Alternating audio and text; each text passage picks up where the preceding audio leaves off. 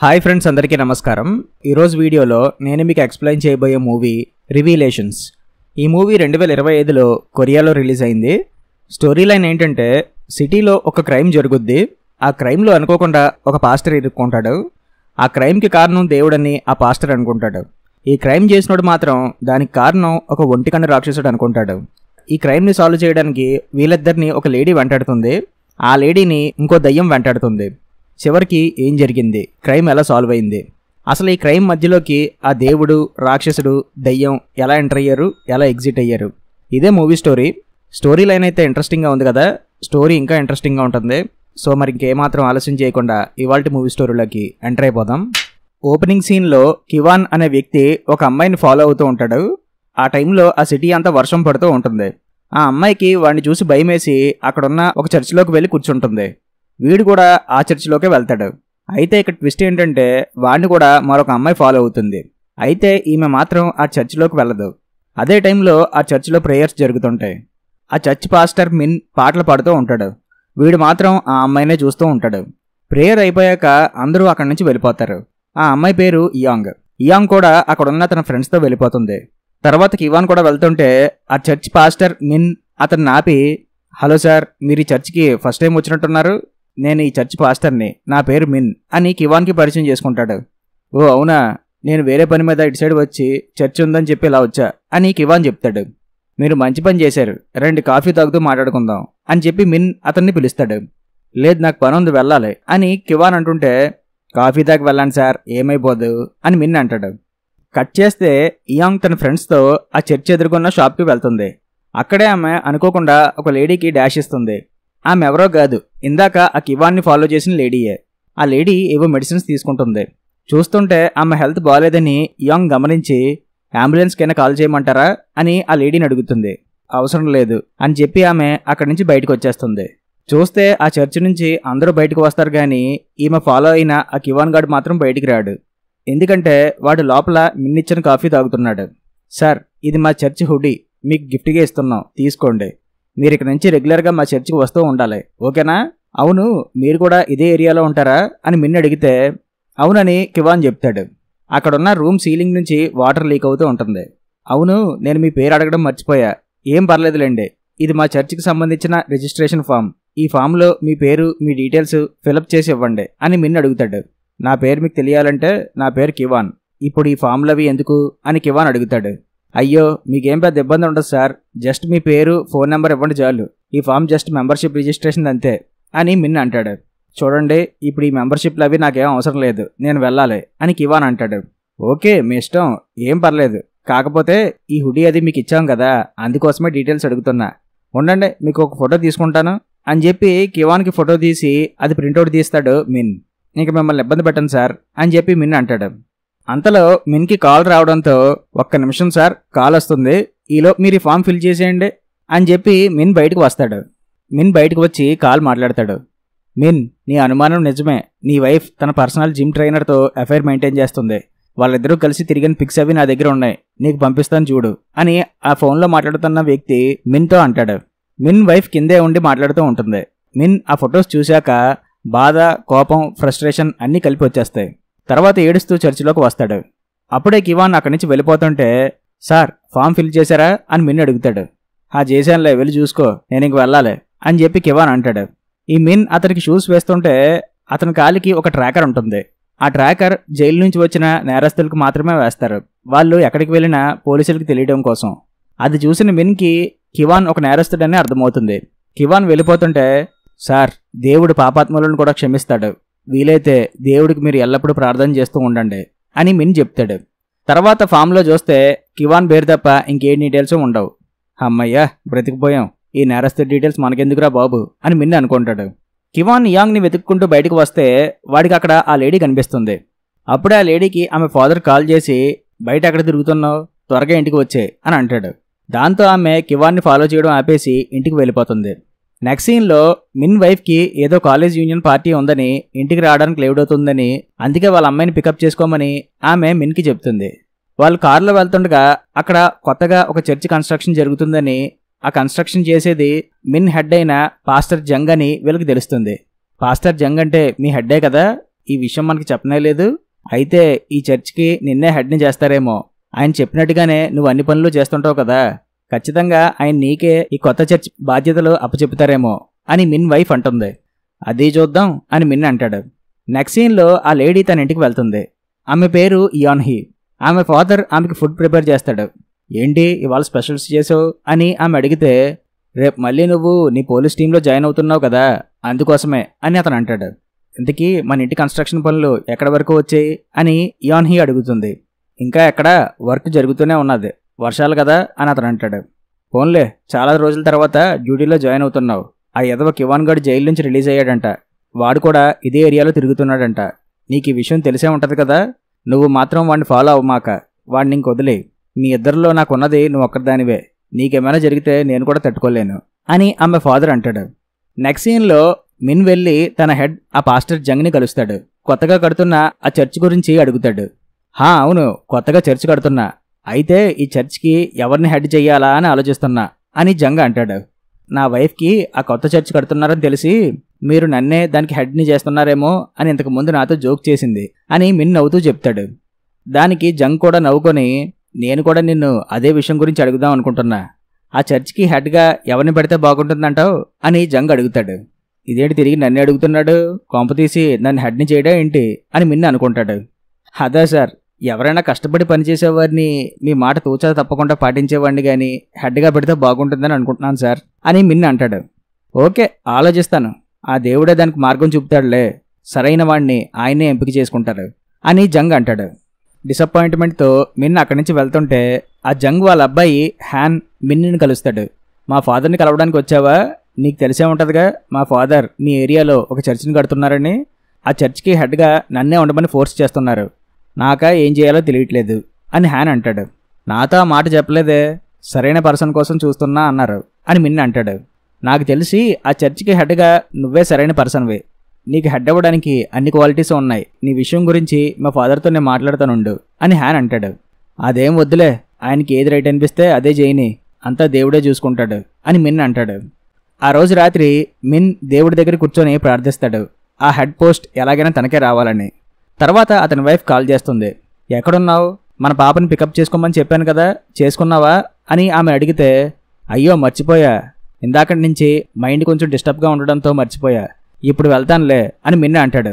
ఇప్పుడు వెళ్ళడం ఏంటి, స్కూల్ ఎప్పుడో అయిపోయింది. ఇందాక ఎవరో వ్యక్తి వచ్చి మన పాపని తీసుకువెళ్లారని స్కూల్ వాళ్ళు నాకు ఫోన్ చేసి చెప్పారు. అది నువ్వేనేమో అనుకున్నా. ఇప్పుడు నువ్వు వెళ్ళలేదంటున్నావు అంటే మన పాపని ఎవరు తీసుకువెళ్లారు? నాకు తెలిసి ఎవరో ఆమెను కిడ్నాప్ చేసి ఉంటారు. పాపకైనా జరగాలి, నీదే బాధ్యత అని చెప్పి ఆమె ఏడుస్తూ ఫోన్ పెట్టేస్తుంది. అయితే అప్పుడే అక్కడున్న ఆ కివాన్ ప్రింట్అవుట్ పైన ఆ సీలింగ్ నుంచి వాటర్ డ్రాప్స్ పడుతుంటాయి. ఇంతకు ముందు ఇతను ఇక్కడికి వచ్చాడు కదా, కొంపతీసి వీడేమైనా మా పాపని కిడ్నాప్ చేశాడా అని మిన్న ఆలోచిస్తూ అక్కడున్న తన టేబుల్ వంక చూస్తాడు. అక్కడ తను వాళ్ళ పాప కలిసి ఉన్న ఫోటో ఒకటి ఎవరో చూసి పక్కన పెట్టినట్టుగా ఉంటుంది. అంటే వాడే ఆ ఫోటో చూసి నా పాపని కిడ్నాప్ చేశాడా అని మిన్ అనుకుని కివాన్ గురించి తెలుసుకుని అతని ఇంటికి వెళ్తాడు. కట్ చేస్తే ఇక్కడేమో నిద్రపోతున్న ఇయాన్ హీకి ఆమె కలలో తన పాత విషయాలు గుర్తుకొస్తాయి. ఆమె తన సిస్టర్తో మాట్లాడుతూ, ఇంకా నాన్న మీద కోపం పోలేదా, ఆయనతో మాట్లాడొచ్చు కదా అని ఇయాన్ హీ తన సిస్టర్కి చెప్తుంది. సరే మాట్లాడతానులే అని చెప్పి తన సిస్టర్ అంటుంది. ఏంటి వాయిస్ డల్గా ఉంది, ఫీవర్ ఏమైనా వచ్చిందా అని ఇయాన్ హీ అడుగుతుంది. కట్ చేస్తే అక్కడ ఈమె సిస్టర్ని ఆ కివాన్ గడు బందీగా ఉంచి ఆమెతో అలా ఫోన్లో మాట్లాడిస్తూ ఉంటాడు. ఆ పాత విషయం గుర్తుకొచ్చి ఇయాన్ హీకి మెలకువ వస్తుంది. అప్పుడే ఆమె సిస్టర్ దయ్యంగా వచ్చి ఇయాన్ హీతో మాట్లాడుతూ ఉంటుంది. భయంతో ఇయాన్ హీ టాబ్లెట్స్ వేసుకుంటుంది. సో ఇయాన్ హీకి తన సిస్టర్ దయ్యంగా కనిపిస్తూ ఉంటుందన్నమాట. అందుకే ఆమె ఆ టాబ్లెట్స్ వాడుతూ ఉంటుంది. అయినా ఈమె సిస్టర్ మాత్రం ఈమెకు కనిపిస్తూనే ఉంటుంది. వాడు నన్ను బందీగా ఉంచిన టైంలో నువ్వు వచ్చి నన్ను కాపాడతావని చాలాసార్లు ఎదురు చూసేదాన్ని. దీనంగా ఆ డోర్ వంకే చూసేదాన్ని నువ్వు వస్తావని. కానీ వాడే వచ్చేవాడు. నువ్వు తెలివైన దానివే కదా, పైగా పోలీస్ ఆఫీసర్వి. నేను ప్రమాదంలో ఉన్నానని ఆ మాత్రం నువ్వు గుర్తించలేకపోయావా? నన్ను కాపాడడానికి ఎందుకు రాలేదు అని ఆమె సిస్టర్ దయ్యంగా వచ్చి ఈమెను అడుగుతూ ఉంటుందన్నమాట. కట్ చేస్తే అదే టైంలో ఆ కివాన్ గాడు వాడి కారులో కవర్తో ఏదో పెట్టినట్టు, అలాగే వాడి చేతిలో గడ్డపారు ఉన్నట్టు దూరం నుంచి తన కారులో నుంచి చూస్తాడు మిన్. దాంతో మిన్కి అతనిపై అనుమానం వచ్చి పోలీసులకి కాల్ చేసి, సార్ మా అమ్మాయి కనిపించట్లేదు, నాకు ఆ కివాన్ గడి మీద డౌట్ ఉంది. ఇప్పుడు నేను వాడింటి దగ్గరే ఉన్నాను. వాడేదో కవర్ని అలాగే ఒక గడ్డపారిని వాడి కారులో పెట్టడం నేను చూశాను. మీరు త్వరగా ఇక్కడికి వచ్చేయండి అని మిన్ పోలీసులకి చెప్తాడు. కివాన్ ఎవరినైనా చంపడం మీరు చూసారా అని పోలీసులు అడుగుతారు.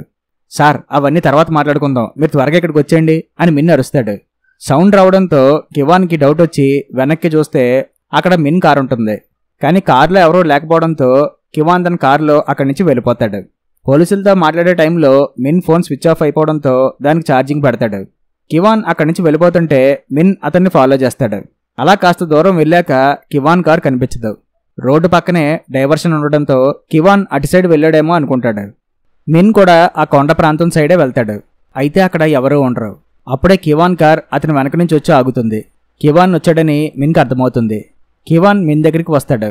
పాస్టర్ మీరెందుకు నన్ను ఫాలో చేస్తున్నారు అని కివాన్ అడుగుతాడు. అప్పుడే మిన్ ఫోన్ ఆన్ అవుద్ది. మిన్ కివాన్తో ఏం మాట్లాడ్డావు.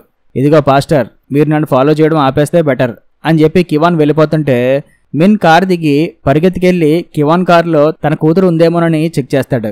ఆ కారులో ఎవరో ఉండరు. పాస్టర్ మీకేమైంది అని కివాన్ అడుగుతాడు.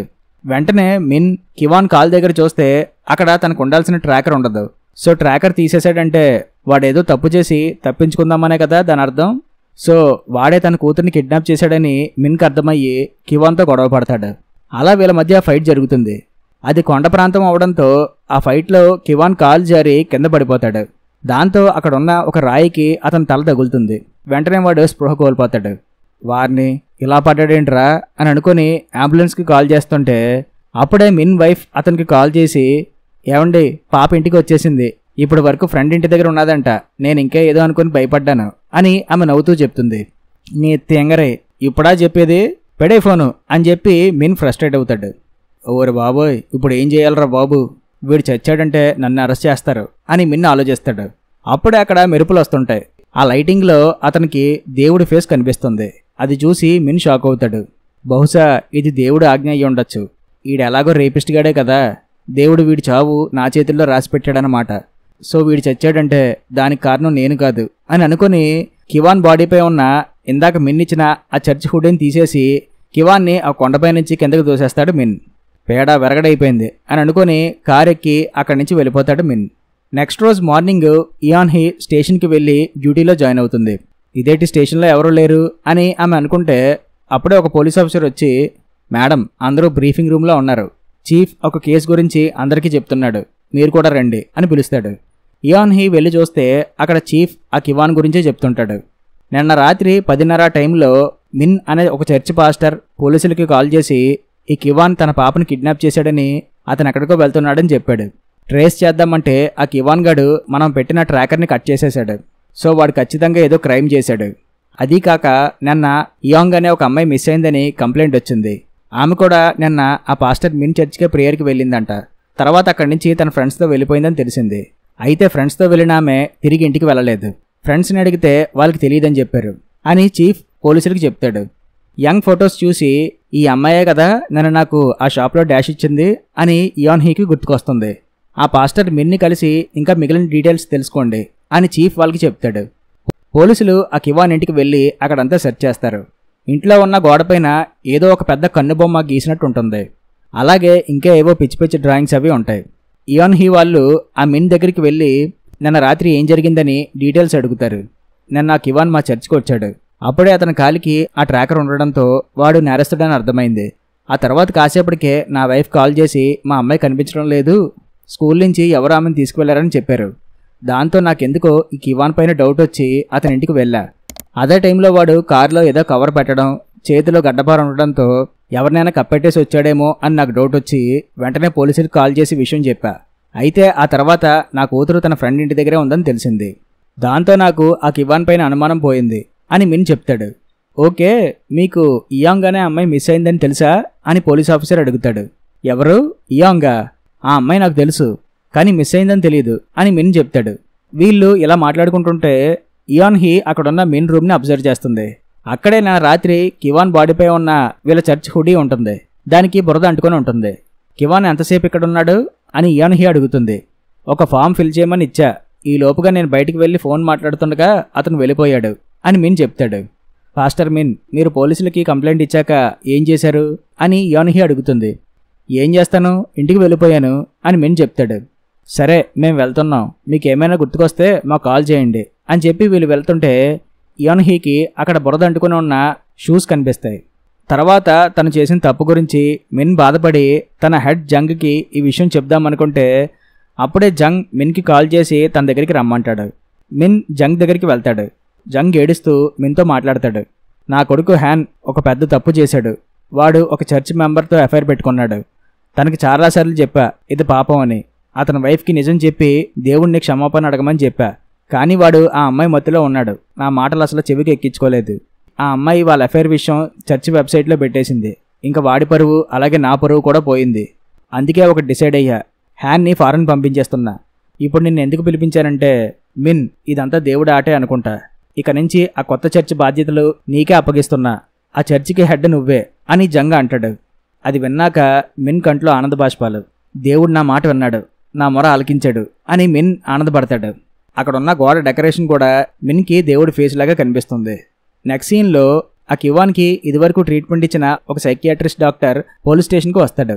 కివాన్ మానసిక పరిస్థితి గురించి తెలుసుకొని అసలు ఆ డ్రాయింగ్లు అవి ఎప్పుడు గీసాడని అడుగుతాడు. ఏమో ఫారెన్సిక్ వాళ్ళు ఇన్వెస్టిగేట్ చేస్తున్నారని పోలీసులు చెప్తారు. అంతలో అక్కడికి ఇయాన్ హీ వచ్చి ఆ డాక్టర్ని చూస్తుంది. ఆ డాక్టర్ని చూశాక ఆమెకు మళ్ళీ పాత విషయాలు గుర్తుకొస్తాయి.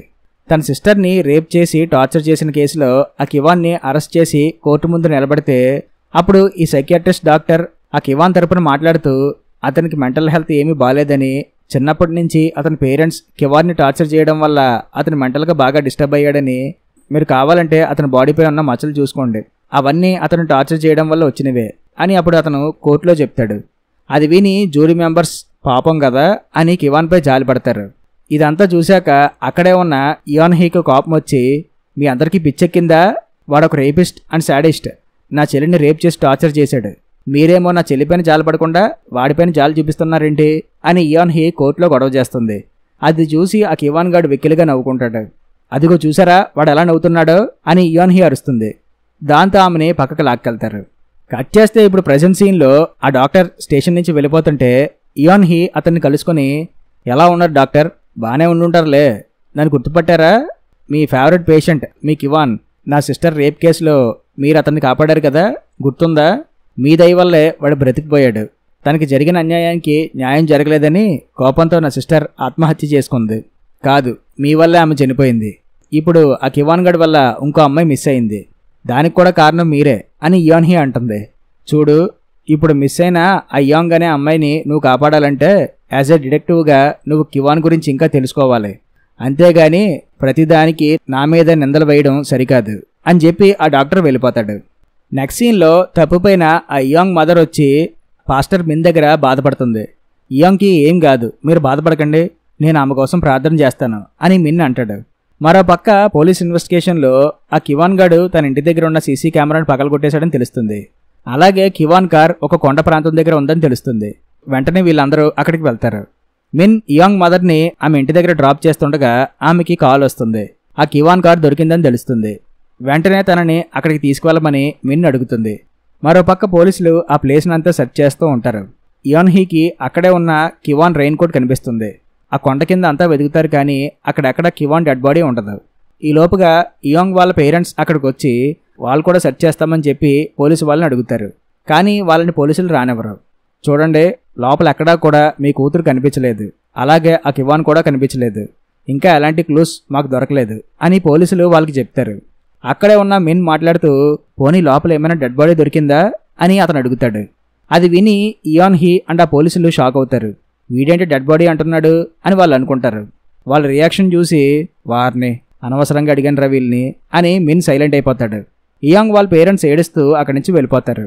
పోలీసులు మాట్లాడుకుంటూ ఆ కివాన్ గాడు ఏ క్లూసు దొరకకుండా జాగ్రత్త పడ్డాడు అని వాళ్ళు మాట్లాడుకుంటారు. వీళ్ళ మాటల్ని మిన్ వింటుంటాడు. మిన్ని ఎందుకో అనుమానంగా చూస్తూ ఉంటుంది ఇయాన్ హీ.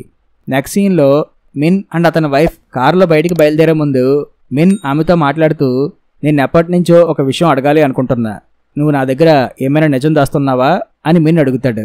ఏం మాట్లాడుతున్నావు? ఏం నిజం? నేనెందుకు దాస్తాను నీ దగ్గర అని ఆమె అంటుంది. నీకు తెలుసా, మా హెడ్ జంగ్ ఆ కొత్త చర్చికి నన్నే హెడ్ని చేస్తానని చెప్పాడు.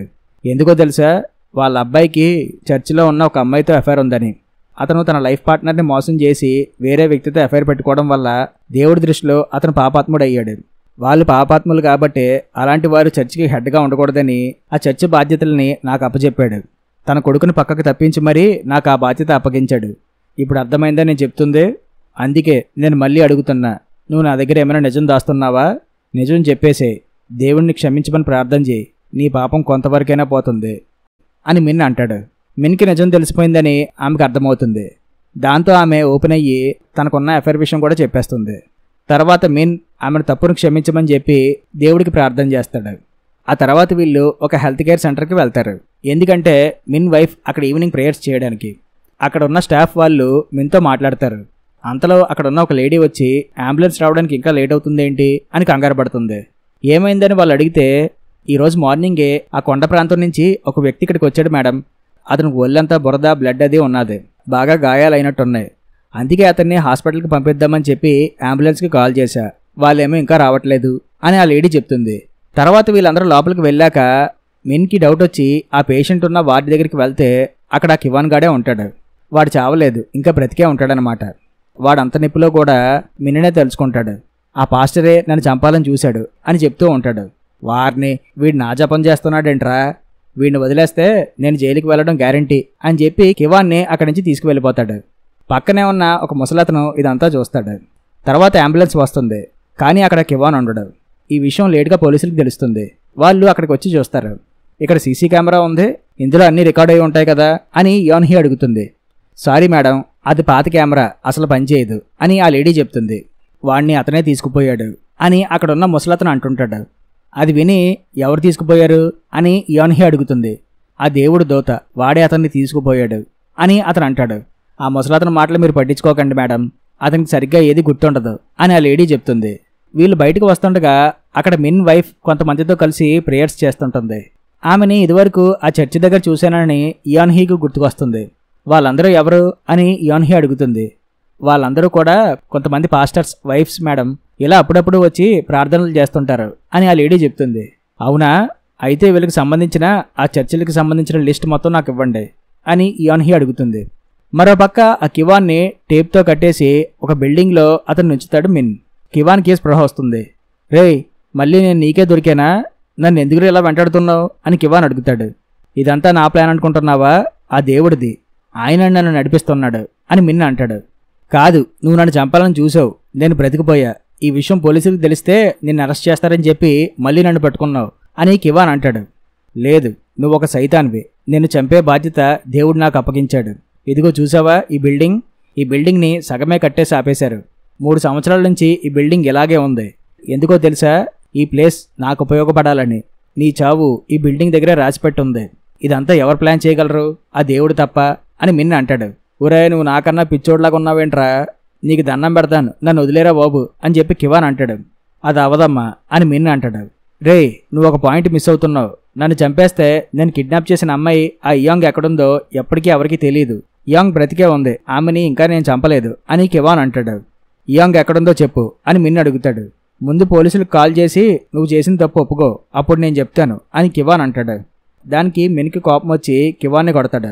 వాడిని కట్టేసి ఒక రూమ్లో పెట్టి వాడెవరికీ కనిపించకుండా ఒక కవర్తో కప్పేస్తాడు. మరోపక్క యోన్హీ అడిగిన ఆ చర్చిలకు సంబంధించిన లిస్ట్ వస్తుంది. అందులో మిన్ చర్చ్ కూడా ఉంటుంది. దాంతో ఆమెకి ఇంకా డౌట్ పెరిగిపోద్ది. ఇక్కడేమో మిన్ చర్చికి వెళ్తాడు. అక్కడున్న అందరితో కలిసి ఇయాంగ్ కోసం ప్రార్థన చేస్తాడు. యోన్హీ ఆ చర్చి దగ్గరికి వచ్చి అక్కడే ఉన్న మిన్ కార్ని అబ్జర్వ్ చేస్తుంది. ఆ కార్ టైర్ దగ్గర స్ట్రాబెర్రీస్ జెల్ ఉండడంతో ఆ ఏరియా దగ్గరలో ఏమైనా స్ట్రాబెర్రీ ఫామ్ ఉందా అని చూస్తుంది. 15 కిలోమీటర్ల దూరంలో ఒక ఫామ్ ఉందని తెలిసి యోన్హీ అక్కడికి వెళ్తుంది. ఇక్కడేమో మిన్ ప్రేయర్ చేయడం స్టార్ట్ చేసే ముందు బుక్ ఓపెన్ చేస్తే అందులో D24:7 వర్స్ ఓపెన్ అవుతుంది. ఎగ్జాక్ట్లీ ఈ నెంబర్నే ఇంతకు ముందు కివాన్ని బంధించి వస్తున్నప్పుడు ఆ బిల్డింగ్ దగ్గర చూస్తాడు మిన్. ఇదంతా ఆ దేవుడు లేలే అని మళ్ళీ అనుకుంటాడు.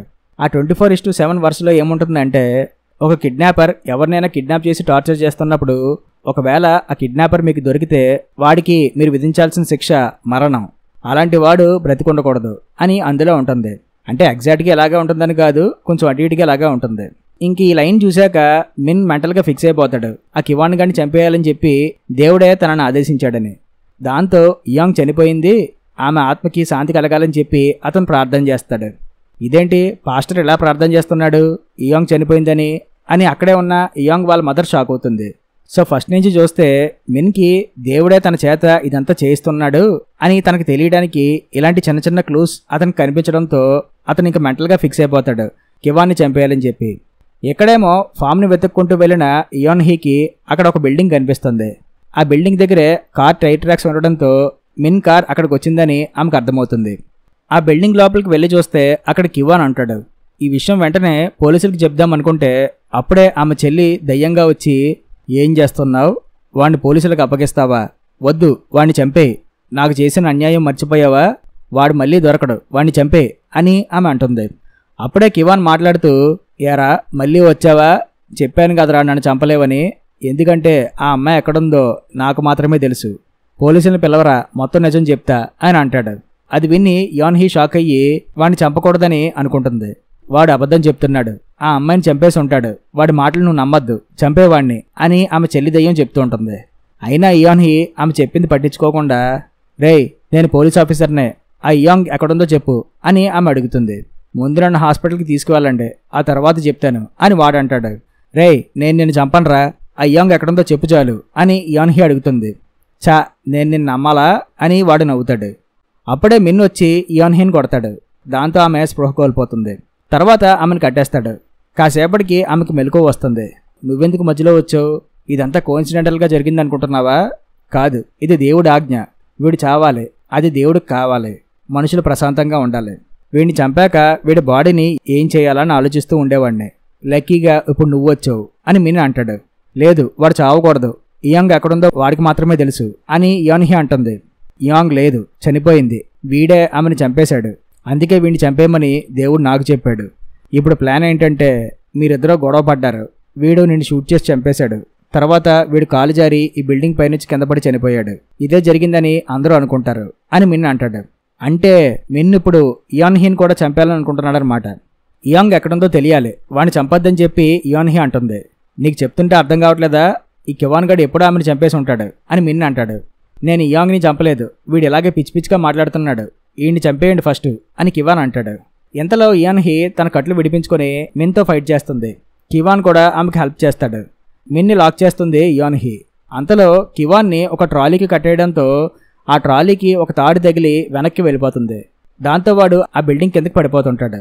ఇయాన్ హీ వాడిని పట్టుకుంటుంది. ఇయాంగ్ ఎక్కడుందో చెప్పు అని ఇయాన్ హీ వాడిని అడుగుతుంది.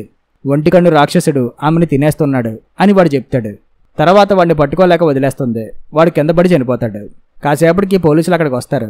మిన్ని అరెస్ట్ చేస్తారు. వాడు చనిపోవడంతో మిన్ హ్యాపీగానే ఉంటాడు. మిన్ ఇంట్రాగేట్ చేద్దామనుకుంటే వాడికి ఏం తెలుసని ఇంట్రాగేట్ చేయడానికి. దాంతో పోలీసులకి ఇయాంగ్ ఎక్కడుందో తెలియడం కష్టమవుతుంది.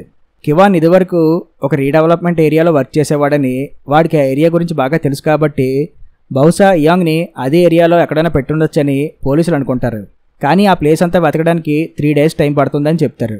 3 days అంటే అప్పటికి ఇయాంగ్ మిస్ అయ్యి 5 days అయిపోతుంది కదా, అప్పుడు ఆమె బ్రతికుండే ఛాన్సెస్ చాలా తక్కువ అని పోలీసులు మాట్లాడుకుంటారు. నెక్స్ట్ సీన్లో ఇయాంగ్ ఒక బిల్డింగ్లో ఉన్నట్టు చూపిస్తారు. ఆమె బ్రతికే ఉంటుంది. అయితే ఆ ఏరియాని రీడెవలప్మెంట్లో భాగంగా అక్కడున్న ఆ బిల్డింగ్ని కూల్చే పనిలో ఉంటారు అక్కడున్న వర్కర్స్. బిల్డింగ్ లోపల ఇయాంగ్ ఉందని వాళ్ళకి తెలియదు. మరోపక్క ఇయాన్ హీ ఆ సైకియాట్రిస్ట్ డాక్టర్ని కలుసుకొని ఆ కివాన్ గురించి ఇంకా తెలుసుకునే ప్రయత్నం చేస్తుంది. ఎందుకంటే వాడు ఈమెకి క్లూ ఇచ్చాడు కదా అందుకు. అలాగే ఆ పాస్టర్ మిన్ మైండ్ సెట్ గురించి కూడా తెలుసుకునే ప్రయత్నం చేస్తుంది. ఆ పాస్టర్ మిన్ ఎపోఫీనియా అనే జబ్బుతో బాధపడుతున్నాడు. అలాంటి వాళ్ళకి ప్రతి వస్తువులోనూ వాళ్ళు అనుకున్నది నమ్మింది బలంగా కనిపిస్తూ ఉంటుంది. ఉదాహరణకి ఈ ఫొటోస్ చూడు, ఇవి జస్ట్ రాళ్ళు మాత్రమే, కానీ అందులో ఒక ఫేస్ కనిపిస్తూ ఉంటుంది. అలాంటి వాటిని చూసే అతను దేవుడు అనుకొని అలా ప్రవర్తిస్తున్నాడు. ఇంకా ఆ కిమాన్ గాడ్ అంటావా, చిన్నప్పటి నుంచి వాడు పడ్డ టార్చర్ వల్ల అలా తయారయ్యాడు అని ఆ డాక్టర్ చెప్తాడు. వాడు చనిపోయే ముందు ఒంటికన్ను రాక్షసుడని ఏదో మాట్లాడాడు అని ఇయాన్ హీ అంటుంది. అదా, వాడి మైండ్ సరిగ్గా లేదు కదా, వాడి మైండ్లో ఎప్పటి నుంచో ఒక ఒంటికన్ను రాక్షసుడు తిరుగుతున్నట్టు, వాడు ఇతన్ని టార్చర్ చేస్తున్నట్టు వాడు ఊహించుకునేవాడు. అందుకే వాడి రూమ్లో కూడా అలాంటి డ్రాయింగ్సే ఉండేవి. వాడి మైండ్లో ఎప్పుడు ఆ రాక్షసుడు ఉన్నాడు కాబట్టే వాడి ప్రవర్తన కూడా అలాగే ఉండేది అని ఆ డాక్టర్ చెప్తాడు. ఆ డాక్టర్ ఇలా చెప్తుంటే ఇయాన్ హీ చెల్లి మళ్ళీ దయ్యంగా వచ్చి ఆమెకు కనిపిస్తూ ఉంటుంది. ఆమెను చూసి ఈమె భయపడుతుంది. అది గమనించిన డాక్టర్, ఏంటి నీకు ఆత్మలు కనిపిస్తూ ఉంటాయా అని ఆమె అడుగుతుంది. అవును సార్, మా చెల్లి ఆత్మ నాకు రెగ్యులర్గా కనిపిస్తూ ఉంటుంది. ఇదంతా నా భ్రమ అని నాకు తెలుసు. అయినా ఆ ఆలోచనల నుంచి బయటపడలేకపోతున్నా అని ఇయాన్ హీ అంటుంది. మీ సిస్టర్ చావుకి కారణం నువ్వే అని మెంటల్గా ఫిక్స్ అయిపోయావు, అందుకే నీకు ఆమె కనిపిస్తుంది. ముందు నువ్వు అలా బాధపడడం మాని, అప్పుడే ఆమె నీకు కనిపించకుండా ఉంటుంది అని ఆ డాక్టర్ చెప్తారు. అప్పట్లో నా సిస్టర్ ఉన్న పొజిషన్లోనే ఇప్పుడు పాపం ఈ యాంగ్ కూడా ఉన్నది. నా సిస్టర్ని ఆ టైంలో నేను కాపాడుకోలేకపోయాను, ఇప్పుడు ఈ యాంగ్ని కూడా కాపాడలేకపోతున్నా, ఇదంతా నా వల్లే అని చెప్పి ఇయాన్ హీ బాధపడుతుంది. బాగుంది. ఆ కివాన్ ఏమో వాడి ప్రవర్తనకి కారణం ఆ ఒంటికన రాక్షసుడు అనుకుంటున్నాడు. ఆ పాస్టర్ మిన్ ఏమో తన ప్రవర్తనకి కారణం దేవుడు అనుకుంటున్నాడు. నువ్వేమో చనిపోయిన నీ సిస్టర్కి, ఇప్పుడు తప్పిపోయిన ఈ యాంగ్కి అలా జరగడానికి కారణం నువ్వే అని అనుకుంటున్నావు. నిజానికి మీ ముగ్గురు ఆలోచనలు తప్పే. ప్రతి సిచ్యువేషన్ మన చేతిలో ఉండదు. అలాగే జరిగే ప్రతి సంఘటనకి 100 కారణాలు ఉంటాయి. దానికి ఒక్కరినే బాధ్యుల్ని చేయడం కరెక్ట్ కాదు. నువ్వు ముందు అలా ఫీల్ అవడం మాని, ఇయాంగ్ని ఎలా కాపాడాలి, నీ ముందు ఏ ఇన్ఫర్మేషన్ ఉంది వాటి గురించి మాత్రమే ఆలోచించు, ఇంకేం ఆలోచించుకో అని ఆ డాక్టర్ చెప్తాడు. తర్వాత డాక్టర్కి పనుండి అక్కడి నుంచి వెళ్ళిపోతాడు. ఇయాన్ హీ మళ్ళీ ఆలోచించడం మొదలు పెడుతుంది. ఇక్కడేమో ఈ బిల్డింగ్ని కూల్చేస్తూ ఉంటారు. అప్పుడే ఇయాన్ హీకి తన ఫాదర్ కాల్ చేసి, రాత్రంతా ఇంటికి రాకుండా ఎక్కడున్నావు, ఫోన్ చేస్తే ఎత్తావు, మెసేజ్లకేమో రిప్లై ఇవ్వో, ఏమైంది అని చెప్పి ఆమె ఫాదర్ అడుగుతాడు. కొత్త కేసులో బిజీగా ఉన్నా, విషయం ఏంటని చెప్పి ఇయాన్ హీ అడుగుతుంది. మన బిల్డింగ్ వర్క్స్ కంప్లీట్ అయ్యాయి, ఫొటోస్ పంపిస్తున్నా, ఎలా ఉన్నాయో చూడు అని పిక్స్ పంపుతాడు. ఆ ఫొటోస్ చూసినప్పుడు ఆ బిల్డింగ్ పై ఉన్న ఒక రౌండ్ డిజైన్ని చూస్తుంది. మన బిల్డింగ్ పైన ఉన్న ఆ 1 ఐ విండో ఎలా ఉన్నది, బాగుందా లేక మార్చేయమంటావా అని ఆమె ఫాదర్ అడుగుతాడు. ఏమన్నావు అని ఇయాన్ హీ మళ్ళీ అడుగుతుంది. ఆ 1 ఐ విండో ఎలా ఉంది అని అతను అంటాడు. అప్పుడే ఆమెకు బల్బ్ వెలుగుద్ది. ఒంటికన్ను రాక్షసుడంటే నిజంగా మనిషి కాదు. కివాన్ చెప్పింది ఏంటంటే అలాంటి 1 ఐ విండో ఉన్న ఒక బిల్డింగ్ లోపల ఇయాంగ్ని బంధించాను అని. తన సిస్టర్ని కూడా ఇదివరకు అలాంటి 1 ఐ విండో ఉన్న ఇంట్లోనే ఉండేదని ఆమెకు గుర్తుకొస్తుంది. ఆ కివాన్ తన చిన్నప్పటి నుంచి అలాంటి ఇంట్లోనే ఉండేవాడు. వాడిని వాళ్ళ ఫాదర్ అలాంటి విండో ఉన్న రూమ్లోనే ఉంచి అతన్ని టార్చర్ చేసేవాడు. అందుకే వాడికి ఆ విండోను చూస్తే భయం, కోపం రెండూ వస్తాయన్నమాట. జైలు నుంచి రిలీజ్ అయ్యాక వాడు ఆ రీడెవలప్మెంట్ ఏరియాలోనే వర్క్ చేస్తున్నప్పుడు వాడికి మళ్ళీ ఆ ఏరియాలో ఉన్న ఆ 1 ఐ విండో ఉన్న ఇల్లు కనిపిస్తుంది. దాంతో వాడి మైండ్ మళ్ళీ డిస్టర్బ్ అయ్యి ఇయాంగ్ని కిడ్నాప్ చేస్తాడు. అది జరిగింది. వెంటనే ఈ విషయం ఇయాన్ హీ పోలీసులకు చెప్పి ఆ రీడెవలప్మెంట్ ఏరియాలో వెతకమని చెప్తుంది. ఇయాన్ హీ కూడా అక్కడికి వెళ్ళి వెతుకుతుంది. ఆ బిల్డింగ్ కనిపిస్తుంది. ఇయాన్ హీ వెంటనే ఆ బిల్డింగ్ లోపలికి వెళ్ళి ఇయాంగ్ని కాపాడుతుంది. తన సిస్టర్ని కాపాడుకోలేకపోయాను అన్న బాధ ఇయాంగ్ని కాపాడడంతో ఇయాన్ హీ రిలీఫ్ అవుతుంది. దాంతో ఆమె చెల్లి ఆత్మ మాయమైపోతుంది. కొద్ది రోజుల తర్వాత జైల్లో ఉన్న మిన్ని కలుసుకొని ఇయాంగ్ బ్రతికే ఉంది, చావలేదని ఆమె చెప్తుంది. అదేంటి, ఆమె బ్రతికే ఉందా, చనిపోలేదా అని మిన్ షాక్ అవుతాడు. అసలు నీకు ఎవరు చెప్పారు ఇయాంగ్ చనిపోయిందని అని ఇయాన్ హీ అడుగుతుంది. దానికి మిన్ ఏం మాట్లాడకుండా తన సెల్లోకి వెళ్ళిపోయి మళ్ళీ ప్రార్థన చేసుకుంటాడు. అక్కడున్న పాడైపోయిన గోడ దగ్గర కూడా అతనికి దేవుడి ఫేసే కనిపిస్తుంది. అప్పుడు తనకు అర్థమవుతుంది తను ఎంత భ్రమలో ఉన్నానని. దాంతో మిన్ వాటర్తో ఆ ఫేస్ని చెరిపేయడానికి చూస్తాడు. అంటే మెల్లగా మిన్ రియలైజ్ అవుతున్నాడనమాట తన ఆలోచనలన్నీ తప్పని. అక్కడితో ఈ మూవీ కంప్లీట్ అవుద్ది. అది రివీలేషన్స్ మూవీ స్టోరీ. ఐ హోప్ ఈ మూవీని నేను మీకు క్లియర్గా ఎక్స్ప్లెయిన్ చేశానని అనుకుంటున్నా. మీకు కనుక నా ఎక్స్ప్లెనేషన్ నచ్చితే కంపల్సరీ వీడియోని లైక్ చేయండి. అలాగే వీడియోని అందరికీ షేర్ చేయండి. మరిన్ని ఇంట్రెస్టింగ్ మూవీస్ కోసం మన ఛానల్ని సబ్స్క్రైబ్ చేయండి. మరొక ఇంట్రెస్టింగ్ మూవీతో మళ్ళీ కలుస్తాను. Thank you.